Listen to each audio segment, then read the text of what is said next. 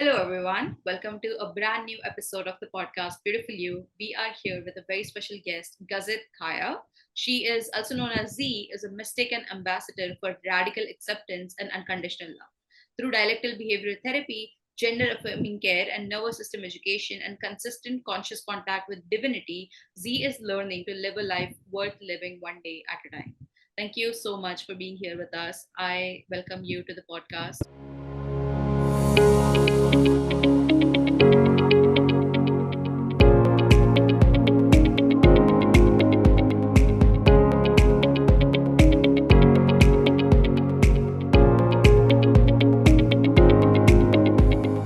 Before we dive into this episode, you guys know I advocate for therapy all the time. Beautiful You encourages you to seek the right professional help and care for you. This is where Amaha comes in. Amaha is a mental health care organization offering scientifically driven and evidence based high quality care through therapy, psychiatry, their community support, and self care app. Whether you're dealing with anxiety, depression, or any other severe condition, Amaha has about 140 plus psychologists and psychiatrists working to support you. You can access therapy and psychiatry services online as well as in person through their centers in Bangalore, Delhi, and Mumbai. Beautiful You listeners get a special discount. Use the code BY50 to get 50% off your first session with Amaha. Just download their app. It's called Amaha, AMAHA, or visit their website to book your first session with Amaha. And if you know someone who is struggling with mental health, share the love and the discount. Let's make mental health care accessible for everyone together. Invest in your mental health. You deserve it. How are you doing? I'm so grateful to be with you and grateful to be on the podcast. Thank you for having me. Thank you for being here. Yeah. Could you, for the audience, could you give us a brief about your journey? Could you tell us a bit about yourself? Well, that's a very, very long story. Yeah. But I would say, for the sake of, this podcast, certainly one of the primary themes of my life is that I have had a really hard time in terms of mental health. It did not come easily for me to enjoy life. And so I spent the past 15 years really learning how to build a life worth living. And like you mentioned, dialectical behavioral therapy was one of the main ways through which I was able to learn skills to help me to be on the planet without just feeling desperate and wanting to leave, because I spent, most of my life feeling suicidal. So I'm really grateful for everything that I've learned. It's still a challenge and something that I work on every day, but um, I really want to share with other people that there's no one who is too far gone, no situation that's too hopeless, no trauma that's too difficult to be able to build your own life worth living. And I really want people to know that that's possible. That's wonderful. Yeah. So, could you share a little bit of your journey when it comes to being a non binary as well from a Christian background? Yes, yes. So I was raised, like you said, in the evangelical Christian church, where it was very explicitly like anything outside of cisgender or heterosexual was sort of one of those unforgivable sins. I understood that I would just be going straight to hell, and I was terrified of that. I also, when I was little, really loved the concept of God and having a relationship with something outside of myself, and having a meaning that was bigger than my one life. So it was really, really devastating to me to think that this beautiful concept of this all-knowing, all-loving God, that I wouldn't be able to access it. And that's another piece that I really want to share with people, is that for whatever reason, if you're ever told that you have to be disconnected from God or from divinity or from that pure unconditional love, then that's a lie. I think that's the most violent thing we can do to someone, is to tell them that they don't have access to God or to that source of unconditional love. So I thought that my being, uh, you know, I wasn't following the rules around gender and sexuality. I didn't think they made a lot of sense. And I didn't want to do things just because they told me I was a girl or just because they told me I needed to marry a man. You know, those things didn't make sense to me. And I felt really tortured by it because I wanted to please my family. I wanted to please God. And so I spent, the first 25 years of my life really trying to deny that part of me. And I eventually got so suicidal that I did attempt suicide, and I didn't die, but I still felt like I was just like living in a jail, I just felt like if I couldn't be this part of me, if God created this part of me and then wanted to punish me for it, none of this made sense to me. And so slowly but surely, especially with the help of therapy and dialectical behavioral therapy in particular, I began to realize that this one version of set of rules and expectations was not the only version on the planet. Right. Dialectical means being able to see things from multiple perspectives. And many of us with mental health difficulties, or especially those of us with really strict religious backgrounds, we are trained to live in this black or white, good or bad, right or wrong. And that limits our conscious creativity to be able to see, like, now every day I take so much pleasure in noticing times where there is something that is outside of that binary, outside of that duality, because it reminds me that we are all outside of that. There's nothing that can fit neatly into two categories. And that slowly over time has given me permission to express more fully how I feel with those rules of gender and sexuality, which is basically that I acknowledge them as made up constructs Right. that people can follow if they would like to, but I am not choosing to. So I let myself do whatever feels aligned for me in terms of these rules around gender and sexuality, which is most of the time I just don't follow them. And I've allowed myself to access some medical care that has really transformed my mental health and my ability to feel like I can show up in my body in the way that feels right to me. And not all trans people or transgender or gender nonconforming or non-binary people access medical care, but that for me has been a really helpful part of my process. That's wonderful. So you mentioned that you were suicidal for some time, and your attempt at a suicide, did that. I'm so sorry to hear that. That must have been a really difficult time. So when we were talking off camera, you had mentioned that you were misdiagnosed with BPD as well as bipolar. Could you shed some light on that misdiagnosis? Yes, for sure. So after my first time, well, it was my second time in the hospital, but about after my suicide attempt, um, I was diagnosed before I even woke up. So I was still unconscious. They diagnosed me borderline personality disorder, which some people call BPD, and rapid cycling bipolar. And both of those diagnoses were based on what my family members had told the doctors about my behavior, and also based on my suicide attempt. So for me, in my experience, the suicide attempt was primarily around my um, realizing that I could not get this queer self out of me. And so I felt the only sensible thing was to take away my whole life because I couldn't figure out how to be on the planet in the way that my community wanted me to be. Mhm. So for me, it matched that situation, not a mental health diagnosis. But because of those diagnoses, I ended up having more access to some medical care that's specific to those diagnoses, which Right. I think ultimately helped me. Um, so for me, I understand borderline personality disorder symptoms as characteristics of long-term chronic trauma, especially childhood trauma, where we don't learn the skills of how to understand multiple perspectives, how to understand our own emotions, how to relate with other people in assertive ways rather than aggressive or passive aggressive.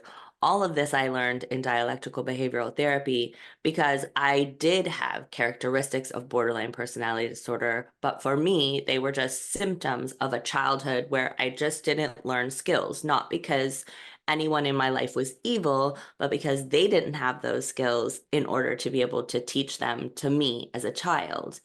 And so I needed that education to be able to understand how to be a person in the world. And I really am thrilled that I gained access to dialectical behavioral therapy because of that diagnosis.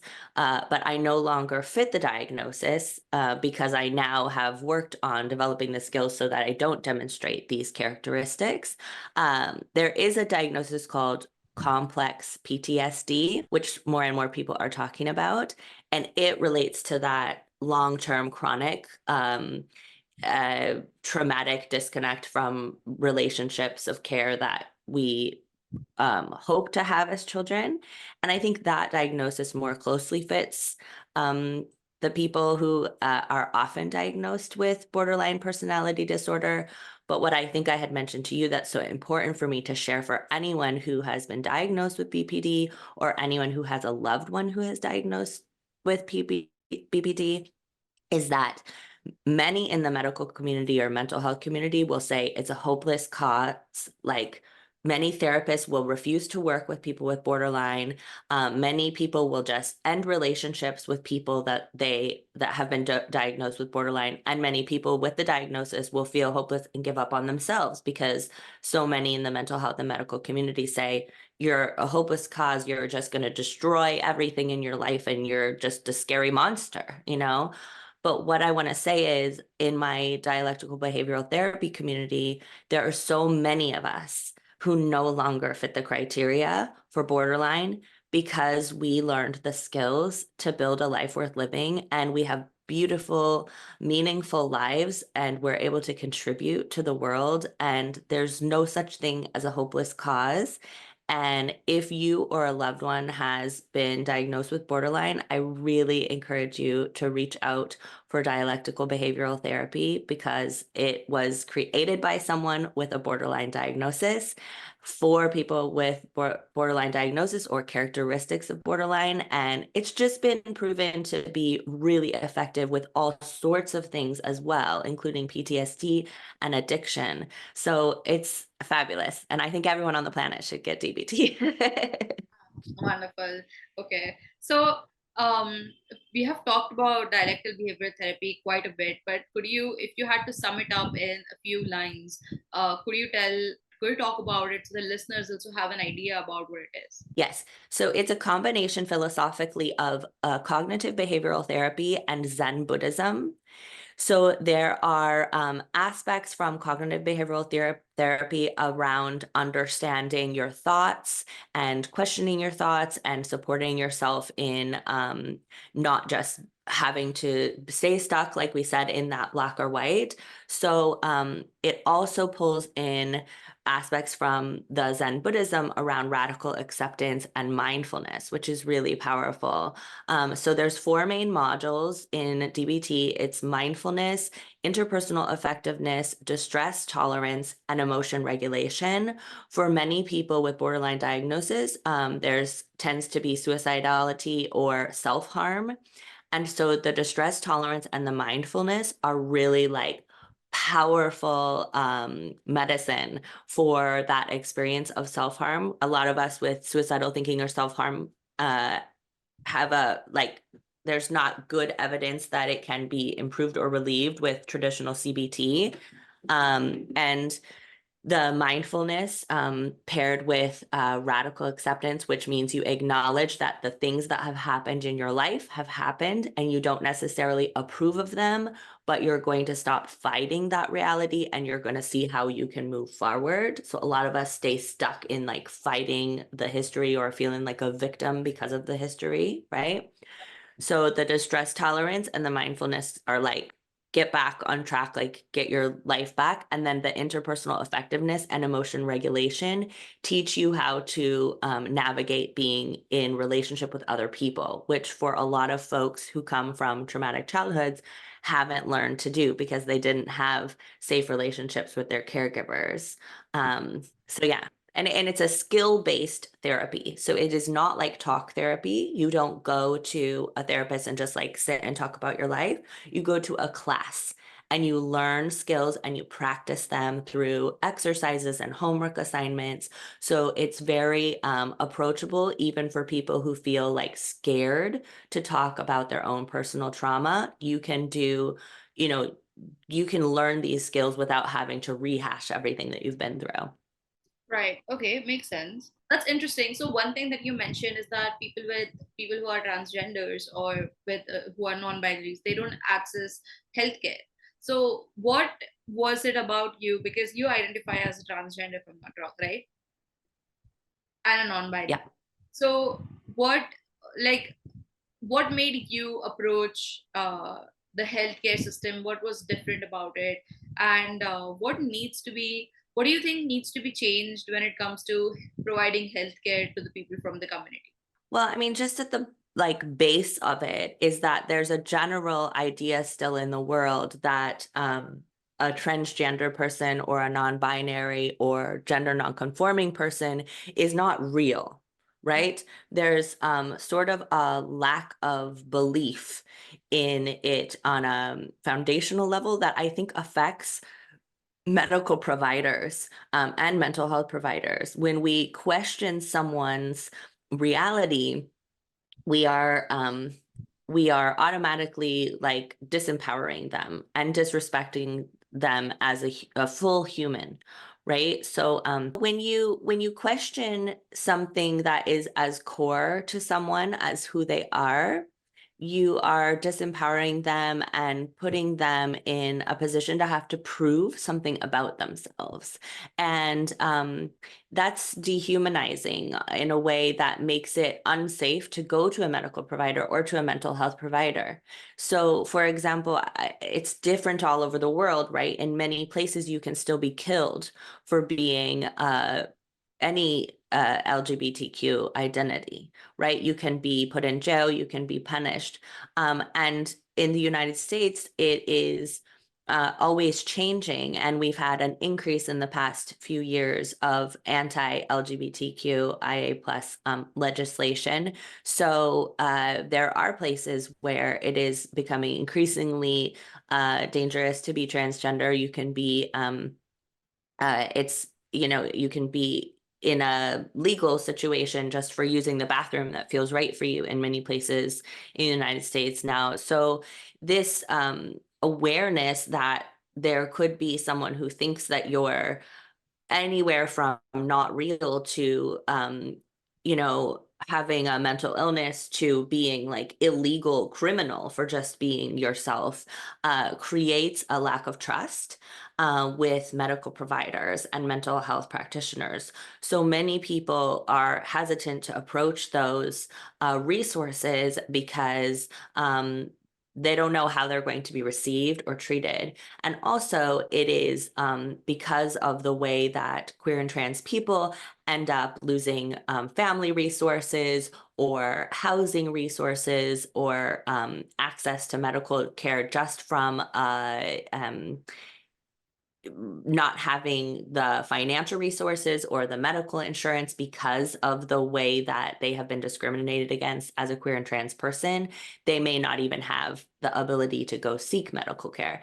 Um, and then there's also the other piece is that a lot of transgender people don't want any medical care. They feel great in their bodies as they are. So you don't have to want any medical care in order to be fully transgender. Transgender is just saying, I don't want to follow the rules of this thing that people said I was when I was born. That's all you need to be able to say I am transgender. But for some of us, medical care really feels important. And for me, it was a really long journey. And the reason why I finally gave myself the chance to seek medical care when I was 39 Wow. um, was, yeah, it took me a long time. I finally did because a therapist told me I had another family member who was questioning their gender, Mhm. and they were feeling really like not supported, and so they didn't want to express it because they felt like it was too hard in their community. And I was like, I wish they had strength, I wish I could make it. And my therapist was like, well, if you want that for them, what are you modeling if you're not doing the things you want to do because you're not courageous enough? And the biggest help you can be to them is to fully courageously seek out what is right for you. And I was like, okay, you're right. It was so hard, but I decided to start seeing a gender specialist for. I got a new therapist who was specialized in gender, and I started really working on all of my feelings. And then we eventually came to the point where I was able to say I really wanted top surgery, which is like a mastectomy for not because of cancer, but because of like it felt right for my gender. And I was able to get that. And after that, like my whole mental health was like 2 trillion% better. Like there are no words to describe. Like I can't even. It's like living on a whole different like universe, how much it impacted me. And I didn't know before I got surgery how it was going to, but it like radically changed my whole experience of being on. I went way down. My productivity went way up. I was like, I was a person who would write a report. Maybe it would take me 4 hours to write a work report. Now it was taking 30 minutes because all of the anxiety that I carried just sitting in my body Yeah. was like crushing weight. And I was spending like 90% of my energy just trying to like move through the sludge of being in this body. And then free of that, it was like I could do everything so fast. My brain works so fast because I wasn't just like oppressed by experience. It was, oops, I think you're frozen. Are you still there? Yeah, Oh, yeah, you're yeah. still there. Okay. Yeah, that top surgery like really just was the best I ever did. Yeah. And then asked me, did I want to try hormones? And I wasn't sure. I didn't think maybe I wanted to. But then I started going through perimenopause, which is like the lead up to menopause. And it was really difficult for me. My mental health took like, I started thinking about wanting to die again, which I hadn't done for like 10 years. And I was really concerned. And I did a lot of research on hormones, and it turns out that testosterone can really help people with perimenopause. And so my doctor was like, well, you were kind of wondering about testosterone. Why don't you try taking it and see if it helps that and see if you like it in terms of how you feel in your body? And I love it too. It's also like so fabulous, and it totally took care of the perimenopause stuff for me. And I'm so grateful and so happy. That is so good to know. And I'm so glad that mastectomy helped you so much with your whole mental health journey and just practically changed your life. That's amazing. Oh, Um, what's yeah. one piece of advice for someone who's struggling with, coming in terms with their own identity? Yeah. So I would say if you have access to the internet, connect with other trans people on the internet. Because seeing, even if it's just through social media or YouTube, seeing other people tell about their experiences will help you to know that you're real, that there's nothing wrong with you, that what you're feeling makes sense, and that there's other people who have found the support and the love to be able to be fully who they are. And you will lose things because the whole world is not ready to support us. But I would say the biggest gift I gave myself was being able to connect with other trans people, even if they didn't know I was connecting with them, just following their journey and showing myself that I'm real and that it matters for me to be able to express myself fully. And if there's one person I would say to connect with, it's Alok Vaid Menon, who I will give you the name so you can put it in the description. They are just an incredible spiritual teacher, as well as a teacher about liberating yourself from these gender rules. And they are just beautiful and living such a full life and contributing so fully as themselves. And it's really just saved me so many times to remember that I'm not alone. So that would be the first thing. And then slowly, slowly, you don't have to come out until you're ready. You don't have to tell anyone until you really can feel safe doing that, and take your time with that, because not everybody's going to be accepting, but little by little, you may find people who are. And if you can find a friend or a support group, or even a therapist who is really supportive, I really encourage you to. And just know that you're not alone. Once you are queer, you have a family everywhere you go, because queer people will be your family, because so many of us have lost our families. And we just are ready to be your family, and we love you, and there's nothing wrong with you. That's wonderful. Thank you so much for that. I hope it resonates and reaches to the right audience. Sure. So we are coming towards an end of the episode. Before that, over the last 10 years, you've been trying to rebuild your own life through therapy. What advice would you give to others who are on their journey of rebuilding and healing through therapy?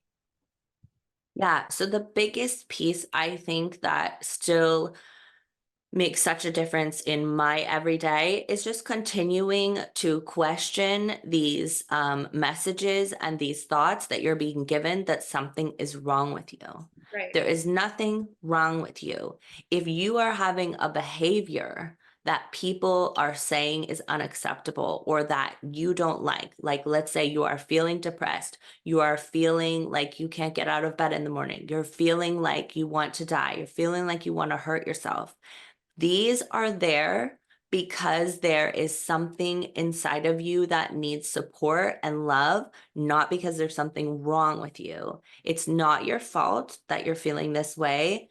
There are people who believe in you, and there are ways that you can practice building new behaviors that will be supportive. And that questioning is so powerful, because it takes us out of that black and white, good or wrong, or right or wrong, good or bad, right? So if we can start to say, let's say I am wanting to harm myself, I can say, okay, there is a reason why this makes sense. It feels awful and people are telling me it's bad and wrong, but there's something inside me that needs to say, I feel so much pain, right? And questioning that, and not questioning yourself, is what's really powerful, because when we start to question ourselves and think there's something wrong with us, that's when it gets really scary. And if you have access to therapy, then beautiful. If you don't, again, there's so many resources on YouTube, on social media. You can look up dialectical behavioral therapy and learn about it. You can connect with other people, and reach out to me. I will tell you there's nothing's wrong with you, and I love you, and there are skills you can learn to support yourself. So the number one thing I think is just question everything. And when you feel able, ask for help, but you can connect with people without them even knowing it before you feel ready to, by YouTube or social media, or reading books, following authors, those kind of things. Wonderful. That's actually really insightful. So where can people find you? My website is www.anexperiencer.com. So it's anexperiencer.com. I'll be linking it down in the show notes of the description. So if you'd like to reach Thank out you. to her, do check out her website. And thank you so much for being here. This was such an insightful discussion, and I'm so glad that we had the opportunity to dwell into your journey. It was, I hope it reaches to the right audience and that they find strength through your journey as well. And please do seek help. You're not alone. You will find your people, you will find your family.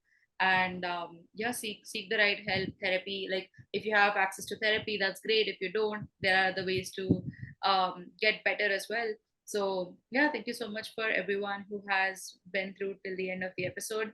Really appreciate it. You know the drill. If you're watching this on YouTube, do subscribe to the channel, like the video, and comment down below what resonates with you the most. And if you're listening to this on Spotify, do follow the button. Do press the follow button so you do not miss out on any of the episodes that we put out. Thank you so much for being here. Thank you, Gazit, for your time and energy to be here. And I'll see you guys in the next episode. I love you. Bye.